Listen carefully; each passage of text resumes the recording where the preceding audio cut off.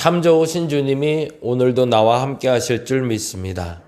그 주님이 오늘도 나와 함께 하시니 참 감사합니다. 하나님, 그렇게 맨날 하루하루가 시작되기를 원합니다. 다른 근심, 어제의 걱정, 어제의 불평, 불만, 속상함, 서운함이 한날의 시작이 아니라 참 좋으신 주님, 주님이 나와 함께 하심이 매 첫날이 되게 하여 주시옵소서. 오늘도 그렇게 시작해 봅니다. 어제의 근심 깨끗이 사라지게 하여 주시고, 어제의 속상함도 깨끗이 사라지게 하시고, 어제의 감사와 어제의 기쁨이 오늘을 지배하는 것이 아니라 오늘의 기쁨과 오늘의 감사가 오늘 한날을 지배하게 하여 주시옵소서. 그래서 오늘도 기도하며 하나님께 나갑니다. 우리의 영혼을 깨워 주옵시고 우리의 육신이 온전히 주님께 드려지게 하여 주시옵소서. 감사합니다. 고마우신 예수님 이름으로 기도드렸습니다. 아멘, 아멘. 오늘 사순절 말씀은 요엘서 2장 18절 말씀이 됩니다. 요엘 2장 18절. 조금 찾기 어려운데 숨어 있죠. 요엘서 호세아 뒤쪽에 있네요. 호세아서 뒤쪽에 요엘서 2장 18절 많이 보지 않는 본문이긴 한데, 네, 구약성경 1272페이지 여간에 있습니다. 요엘서 2장 18절. 잘 찾으셨네요. 우리 같이 한 목소리로 천천히 읽도록 합니다. 그때에 여호와께서 자기의 땅을 지극히 사랑하시어 그의 백성을 불쌍히 여기실 것이라. 아멘, 아멘. 제가 읽어드립니다. 한번 들어보세요. 사순절 묵상입니다. 모든 자연은 생명과 생존의 권리를 부여받은 하나님의 피조물입니다. 그 안에 하나님의 숨결이 있으며 그 안에 이미 하나님의 영이 가득합니다. 자연에 대한 우리의 권리는 자연이 주는 것 중 필요한 것을 사용할 권리일 뿐 그 이상은 결코 아닙니다. 그러기에 성서는 지속적으로 지나친 부의 축적을 경계합니다. 자연이 준 것을 독점하고 필요 이상을 뽑아내 이익을 쌓는 일은 결코 성서적이지 않습니다. 성서에 따르면 자연은 인간이 하나님과 맺고 있는 관계가 어떠한지 보여주는 척도입니다. 하나님은 자기 백성을 벌하실 때 인간이 자연의 축복을 더 이상 누릴 수 없도록 땅을 황폐하게 하셨고 그 열매를 거두어 가셨습니다. 반대로 하나님은 그 백성과의 관계를 회복하실 때 무엇보다 먼저 자연을 회복하고 복 주실 것을 약속하셨습니다. 땅과 자연이 큰 고통과 신음 가운데 있습니다. 땅이 받는 고통은 하나님과 인간 관계가 신실하지 못하며 깨져 있음을 고발하는 명징한 증거입니다.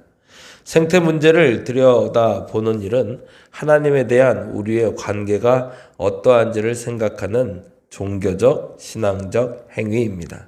인간의 욕망을 위해 파괴된 고통받는 땅의 문제를 들여다보며 하나님과의 관계를 돌아보는 지혜가 우리에게 있기를 간구합니다. 아멘. 참 좋네요. 오늘 이 본문 중에 저는 이 문장이 참 좋았어요. 이렇게 낚시하듯이 한번 찾아보세요. 그런 재미가 참 재밌어요. 말씀은. 저는 이 부분이 너무 좋았는데요. 여러분 어떠셨는지 모르겠어요. 성서에 따르면 자연은 인간이 하나님과 맺고 있는 관계가 어떠한지를 보여주는 척도입니다. 하나님은 자기 백성을 벌하실 때 인간이 자연의 축복을 더 이상 누릴 수 없도록 땅을 황폐하게 하셨고 그 열매를 거두어 가셨습니다. 반대로 하나님은 그 백성과의 관계를 회복하실 때 무엇보다 먼저 자연을 회복하고 복 주실 것을 약속하셨습니다. 그게 말이 맞다라는 마음이 드네요. 주변의 일들이 어그러질 때 우리는 자각해야 된다는 거죠. 주변의 일들이 잘 선순환되고 있을 때는 내가 하나님과의 관계가 잘 되고 있구나 라고 생각하면 되지만 뭔가 주변의 관계가 어그러지기 시작하면 내가 하나님과 관계가 어그러졌구나라고 생각할 수 있어야 신앙인이라는 거죠. 근데 우리는 중심을 나로 보지 않고 뭐로 보는 거죠? 주변으로 보는 거죠.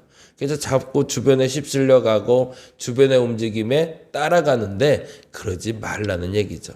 그리고 거꾸로 주변을 바꿀 수 있는 힘도 누구에게 있다? 나에게 있다라는 거죠.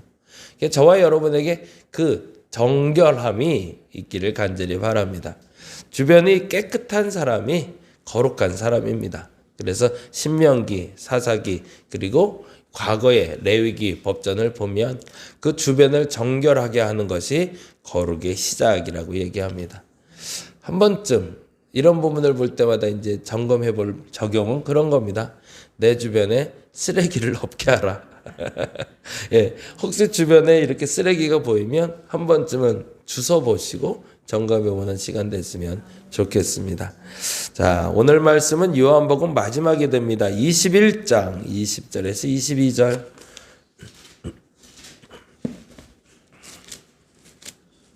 요한복음 21장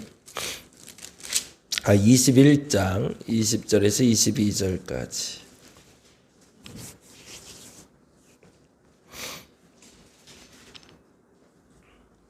(20절에서) (22절까지) 우리 같이 한 목소리로 읽도록 할까요? 요한복음 21장 20에서 22절까지입니다. 예, 21장 20절에서 22절 읽고 오늘 요한복음 마감하고요. 내일부터 이제 사도행전 1장부터 함께 볼 겁니다. 베드로가 돌이켜 예수께서 사랑하시는 그 제자가 따르는 것을 보니 그는 만찬석에서 예수의 품에 의지하여 주님 주시는 하는 자가 누구 오니까 묻던 자라다. 이에 베드로가 그를 보고 예수께 여짜오되 주님, 이 사람은 어떻게 되겠사옵나이까? 예수께서 이르시되 내가 올 때까지 그를 머물게 하고자 할지라도 내게 무슨 상관이냐? 너는 나를 따르라 하시더라. 아멘. 신앙생활에 병들지 않고 신앙생활에 건강할 수 있는 방법 오늘 조금 이야기 나누려고 그래요. 베드로와의 만남 이렇게 해놓으시면 좋겠고요. 21장은 베드로와의 만남. 사실은 7명의 제자들이 갈릴리로 올라갔는데 그중에 유독 베드로와의 관계에 대한 이야기가 나오고 있어요. 근데 실상은 이제 뭐 실제적인 역사적 배경은 그래요. 요한복음 지난번에 말씀드린 대로 20장에서 끝나요. 20장에서 끝나는데 베드로의 정체성에 대해서 회복하기 위해서 21장이 첨부됐다라고 보통 얘기해요. 베드로가 어떤 사람인가에 대해서 사람들에게 그 존엄의 위치를 만들어주기 위해서 베드로의 수익권이라고 그러죠. 베드로에게 어떠한 권한이 부여됐는가를 설명하는 게 사실은 21장이 됩니다. 그래서 베드로를 만나는 장면이 나오고 있는데 참 재미난 단어로 좀 정리하면 좋겠다 싶어서 여러분이 한번 그렇게 옆에 노트가 있으면 적어 놓으시고 한번 체크하면 좋겠는데요. 저는 신앙생활이 크게 4가지라고 얘기를 해요. 그게 이제 거룩한 습관에서는 말씀, 기도, 교제, 전도라고 얘기하지만 개인 신앙생활에 있어서 중요한 4가지를 발견하게 됐는데 그게 첫째는 드림입니다. 하나님께 드림.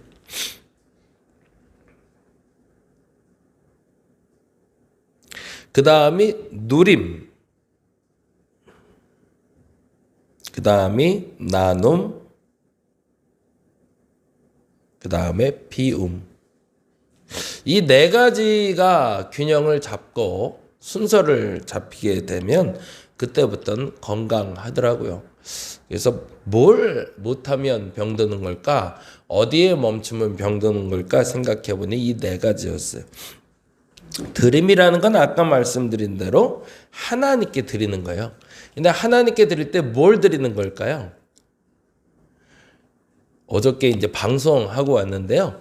이제 사순절 기간이다 보니까 제가 이제 음악 방송이에요. 그래서 2시간 동안 제가 음악을 틀어주고 그 음악에 대해서 소개해주고 혹시 청취자가 음악을 요청하면 그 음악을 틀어주는 방송을 2시간 동안 진행했는데 유튜브에서. 근데 거기서 이번에 사순절이잖아요. 그러니까 주로 나오는 사순절의 찬송들은 십자가 옛날에는 많았는데 헌신에 대한 찬양이 많아요.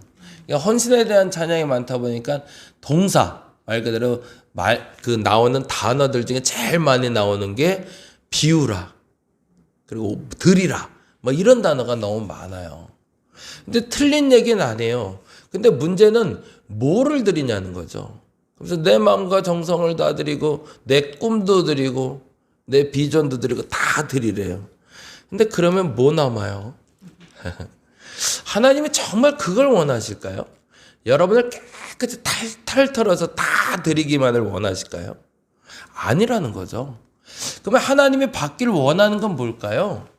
하나님이 원하시는 것은 내가 기쁜 마음으로 드리는 것을 원하십니다. 그게 전제가 돼요. 사람과 사람이 좋으면요, 이 사람의 친구 관계가 연인 관계가 성립됐다라고 말할 때 기준은 뭐냐면 그 사람의 대가를 요구하지 않고 주고 싶을 때라고 얘기합니다. 난 이 사람이 좋아졌어 라고 얘기하면 집에서 김치를 담그면 그 사람이 제일 먼저 생각이 나요. 그리고 김치 갖다 주고 싶어요. 그럼 그 사람은 내가 좋아하는 사람이에요. 근데 내가 뭔가 좋은 게 생겼는데 그걸 주고 싶은 마음이 생기지 않는 사람은 아직 내가 좋아하는 사람이 아니에요. 내가 좋아하는 것이 생겼고 그리고 누군가의 필요를 자꾸 채워주고 싶을 때 그 사람과의 관계가 좋은 관계고 사랑하는 연인 관계가 되는 겁니다.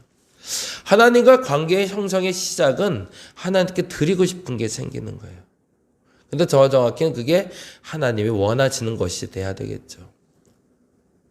근데 이걸로 훈련이라는 말로 무조건 다 드리라라고 얘기하니까 그것 때문에 2단도 나오고 3단도 나오고 잘못된 게 나오는 거죠. 오늘 본문에서 드림은 어디에 있을까? 10절에 보니 이렇게 되어 있습니다. 10절 말씀 같이 볼까요? 21장 10절 같이 한번 읽어봅니다. 21장 10절 예수께서 이르시되 지금 잡은 생선을 좀 가져오라 하십니다. 근데 문제는 뭐냐면 8절 9절이에요. 같이 볼까요? 다른 제자들이 육지에서 거리가 불과 한 50칸쯤 되므로 작은 배를 타고 물고기 든 그물을 끌고 와서 육지에 올라보니 숯불이 있는데 그 위에 생선이 놓였고 떡도 있더라. 예수 앞에 생선이 없어서 갖고 오라는 게 아니라는 거예요. 예수님은 앉아있고 떡도 있고 생선도 있어요. 근데 예수님이 뭐라고 그러세요? 지금 잡은 생선을 가져오라 그러세요. 근데 거기에 뭐라고 되어 있어요? 좀 가져오라는 표현이 나오죠. 근데 이 11절에 보니 이렇게 되어 있는데 11절 볼까요? 시몬 베드로가 올라가서 그물을 육지에 끌어올리니 가득히 찬 큰 물고기가 153마리래요. 그러면은 우리가 알고 있는 드림으로 하면 뭐예요? 주님께 전부를 드려야 되는 거잖아요. 그렇죠? 그러면 예수께서 물고기 가져와라 그러면 어떻게 갖고 와야 되는 거예요? 153마리 다 가져가는 게 맞는 거죠. 그게 아니라는 얘기죠. 예수께서 원하시는 만큼, 예수께서 필요하신 만큼을 갖다 드릴 때 그게 서로와의 관계가 시작되는 거죠. 예수 앞에 물고기가 있었고 그리고 베드로에게는 어마어마한 양의 물고기가 있었지만 예수님이 원하시는 양은 너와 내가 대화하면서 먹을 만큼의 양만 갖고 오라는 얘기입니다. 첫 번째 드림은 하나님이 원하시는 걸 드리는 겁니다. 근데 그 드림은 하나님이 기뻐하실 만한 것으로 가지고 가는 게 시작입니다. 예수 믿는 것의 시작은 그래서 헌금 생활입니다. 그래서 내 시간을 성별해서 주일날 예배를 드리는 것으로 시작이 됩니다. 그래서 그 한 시간을 하나님께 어떻게 드리냐가 내 신앙의 시작이 되는 거죠. 감사헌금을 하고 11조를 할 때도 어떻게 드리냐가 그 신앙의 시작이라는 겁니다. 그러면 그 다음에 하나님이 하시는 게 13절이에요. 같이 한번 읽어볼까요? 13절 같이 읽어봅니다. 예수께서 가셔서 떡을 가져다가 그들에게 주시고 거기다 동그라미 넣고 생선도 그와 같이 하시니라 라는 말에 뭐예요? 생선도 떡을 나눠준 것처럼 동일하게 나눠주셨다는 얘기죠. 거기다 적어서 누림이라고요. 그러면 하나님께 드린 만큼 하나님은 우리에게 나누어 주십니다. 그러면 그것은 뭐 하라는 거예요? 내가 누리라는 거예요. 근데 신앙은 언제 병들까요? 여기서 멈출 때 병드는 겁니다. 하나님께 온전히 드린 자는 하나님의 기쁨으로 채우세요. 그래서 넘치도록 채운다는 표현도 맞고요. 꼭 필요한 걸 채워주십니다. 근데 신앙생활에 항상 여기서 멈추는 사람들이 있어요. 그걸 우리는 기복이라고 불러왔죠. 그래서 그걸 저는 놀부심부라고 얘기하는데, 이 시점이 되면 뭘 하냐면 하나님께 기도하는 만큼, 하나님께 드린 만큼 내가 채워지는 걸 경험을 해요. 그래서 욕심이 생겨요. 11조를 10만 원 했더니 그 달에 100만 원이 생겼네? 하나님 앞에서 예배를 열심히 드렸더니 그 주에 계약이 잘 되네? 이런 게 검증이 되기 시작하는 거예요. 그러니까 열심히 생겼어요. 근데 그 열심히 생긴 이유가 뭐죠? 내가 복을 누리려고. 근데 대부분이 여기서 멈춰요. 그러면 소위 기복이 되고 병드는 겁니다. 근데 분명한 건, 더 확실한 건 하나님께 온전히 드린 자는 하나님 반드시 누리게 하신다는 겁니다. 그 복을 누리는 건 마음껏 누리시기 바랍니다. 그런데 전제는 마음껏 누리는 것으로 끝내지 마셔야 된다는 겁니다. 누린 다음에 해야 되는 게 있죠. 그게 15절입니다. 같이 한번 읽어볼까요? 15절 같이 한번 읽어봅니다. 그들이 조반 먹은 후에 예수께서, 그러면 조반 먹은 후에는 뭐예요? 지금 표현을 하면 누림이 끝났다는 거죠. 잘 먹은 거잖아요. 그러면 누림이 끝났어요. 그 다음에 뭐 해야 돼요? 예수께서 시몬 베드로에게 이르실 때 요한의 아들 시몬아 내가 이 사람들보다 나를 더 사랑하느냐 하시니 이르되 주님 그러하이다 라고 얘기했더니 이렇게 얘기하시네. 뭐라고요? 내가 주님을 사랑하는 줄 주님이 아시나이다 이르실 때 뭐래요? 내 어린 양을 먹이라. 내가 너희를 먹인 것처럼 너희도 그들을 먹이라라는 얘기죠. 그건 뭐죠? 지금 쓴 대로 하면 나눔이죠. 너만 먹지 마라는 얘기예요. 내가 너에게 은혜를 줬으면 네가 가져온 그 마음 때문에 내가 너에게 누리게 해줄 텐데 너만 먹지 마. 나눌 수 있어야 돼 라는 거예요. 그러면 병이 안 들어요. 근데 문제는요. 이렇게 한번 생각해 보세요. 누리는 기쁨이 클까요? 나누는 기쁨이 클까요? 저는 이 기쁨이 더 극대화된다고 봐요. 드리는 기쁨이 있어요. 드릴 때 너무너무 행복해요. 근데 드린 다음에 누릴 때 너무너무 행복해요. 근데 그 누림보다 나눔이 더 기뻐요. 그래서 그 나눔의 기쁨을 아는 사람은 뭘 하냐면 자꾸 퍼주기만 해요. 그래도 병들어요. 그럼 뭘 균형 잡히는 게 좋을까요? 주님께 드린 후에 누림과 나눔이 균형 잡힐 때 신앙이 건강해지는 거겠죠. 근데 문제는 뭐예요? 그 다음이 발생하는데요. 오늘 읽었던 20절에서 22절입니다. 같이 한번 읽어볼까요? 베드로가 돌이켜 예수께서 사랑하시는 그 제자가 따르는 것을 보니 그는 만찬석에서 예수의 품에 의지하여 주님을 파는 자가 누구 오니까 묻던 자더라 라고 얘기하고 있어요. 그건 뭐냐면 베드로보다 자신 생각에 예수님이 더 사랑하는 사람이 있다라고 알고 있는 거예요. 서열로 보면 내가 1등인데 일로 보면 내가 1등인데 근데 예수님이 조금 더 사랑하는 제자가 있어요. 자꾸 눈이 밟히고 자꾸 눈길이 가는 거죠. 나보다 항상 앞서 있는 것 같으니까. 근데 그 사람이 예수의 곁에 또 가짝 붙어 있는 게 보였습니다. 그러자 21절에 이렇게 얘기합니다. 이에 베드로가 그를 보고 예수께 여짜오되 주님 이 사람은 어떻게 되겠사옵나이까? 좋게 묻는 것 같아요. 근데 예수님이 그 베드로의 마음을 아셨어요. 그리고 이렇게 얘기하시네요. 뭐라고 되어 있죠? 예수께서 이르실 때 내가 올 때까지 그를 머물게 하고자 할지라도 내게 무슨 상관이냐? 거기다 줄쳐놓을게요. 내게 무슨 상관이냐? 신앙의 마지막은 여기에 있습니다. 그게 비움이에요. 여러분과 상관없는 거 너무 연연 안 하시면 좋겠어요. 나하고 상관없는 게 뭐 있을까요? 남들이 나보다 잘 되는 겁니다. 남들이 나보다 못 되는 거예요. 교회에서 대부분 사람들하고 이야기 나누다 보면 자기 얘기하는 사람 많지 않아요. 그 권사님이 세상에 그 집사님이 세상에 남의 얘기하다 세월 끝나요. 누가 문제가 많대요. 심각하대. 걱정돼 죽겠대요. 그때 우리 예수님이 그러시는 거예요. 그게 너랑 무슨 상관이냐? 너는 나를 따르라 라고. 실질적으로 신앙생활의 절정은 여기서 시작이 됩니다. 그래서 그들과 상관없는 사람이라면 만일에 그 사람과 관계해서 뭔가를 해결해야 될 일이 있다면 어쩔 수 없죠. 근데 그거 아닌 제3자가 있어요. 말 그대로 제3자. 정말 술집에서 안주처럼 씹히는 사람들이 있어요. 그것 때문에 그 신앙생활에 어그러지지 말란 얘기십니다. 그걸 비워내시라는 거예요. 그걸 개워낼 수 있어야 너의 신앙이 건강할 수 있다는 거죠. 하나님께 온전히 드릴 수 있는 우리의 신앙이 되었으면 좋겠습니다.